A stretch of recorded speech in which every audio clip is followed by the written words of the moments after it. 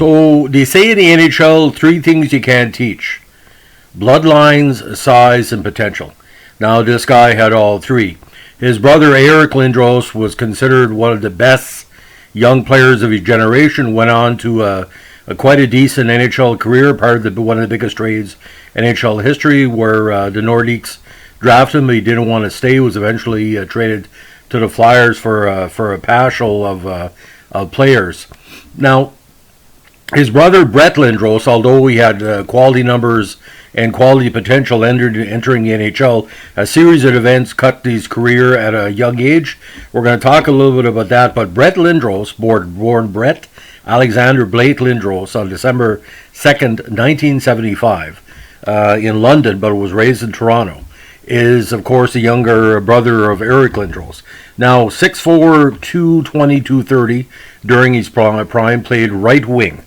Now, because he was a person of Jewish heritage, he had that physicality and size of the Scandinavian countries. Very nice looking guy, a good presence. Now, his great-grandfather Axel emigrated to Canada from Bredyard, Sweden, and Brett is the third generation of Lindros family to be born in Canada.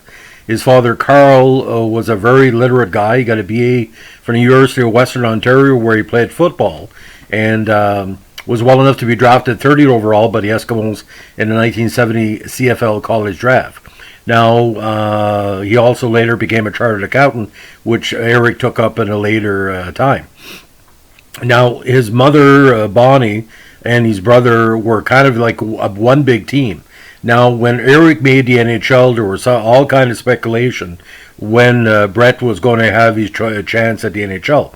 Here's why. With the St. Michael's Buzzers of the Metropolitan Junior Hockey League, he put up some really decent numbers in 92 with 42 points in 34 games.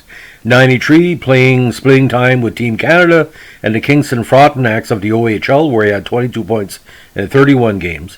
He eventually continued with success. Now, 94, a very interesting year. His draft year was taken 9th overall by the Islanders on the basis of a combination season with Team Canada and the Kingston Frontenacs.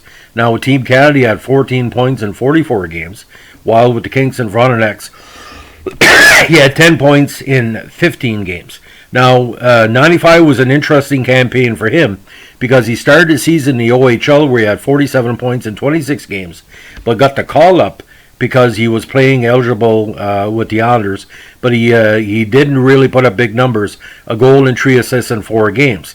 Now, in 96, he only played 18 games, and this was what was happening, ladies and gentlemen.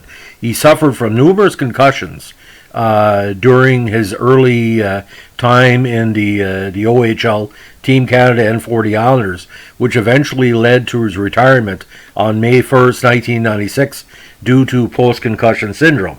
Now, he only played 51 games in the NHL with 7 points and 2 goals. But for the time he did play, he's an impressive person on the ice, and he had a lot of potential. Now, his career outside of hockey has been mixed. He works for a hedge fund, HEC Investment Management, in Toronto, but he also was involved in some negative off-ice incidents. He was badly injured in 2001 in a snowmobile accident, and the police had reported that alcohol was a factor in the incident. Now, the snowmobile was being driven by Dan Cameron, 25, of Toronto. Now, Lindros, who was a passenger on the snowmobile, was charged with operating a snow machine without a license or permit, thus more of the bad press. But I think the reason why the bad press was around Lindros is because Eric was making serious demands for his efforts. But what really bothered a lot of people, when Lindros was drafted, there was a whole bunch of players they could have taken where basically, Lindros was kind of a flyer.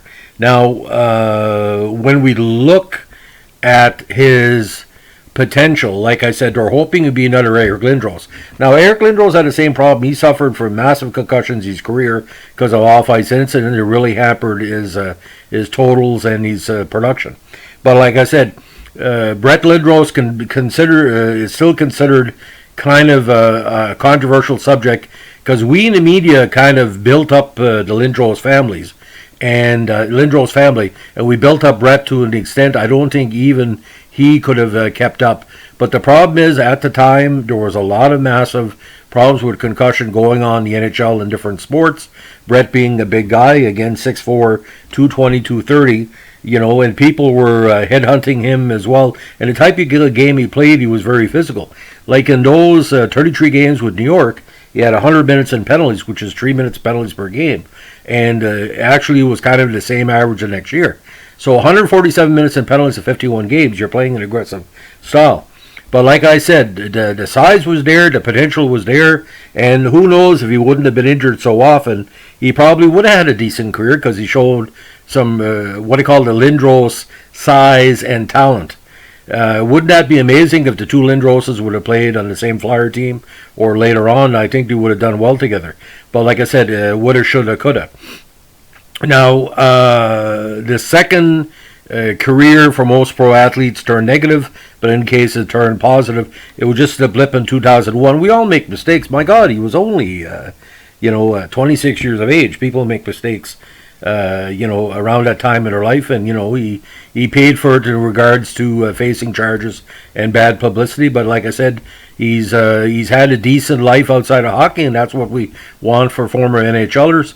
But I know when he played in with Team Canada, boys, I watch a few of his games. He, like I said, he drew a lot of interest, especially the international media, because with Eric coming out a couple of years before, but remember Gretzky's brothers? Do you? Well, it's the same thing. Sometimes you have the last name, but you don't have the first name, if you know what I'm saying. Anyway, that's the legend of Brett Lindros. If you like what we're doing here with the NHL Vintage Podcast, please give us a like, comment, and subscribe. Any type of comments are welcome, because we want to know what you think about what we're doing. And if you have any requests, please do so. Merry Christmas. Bye.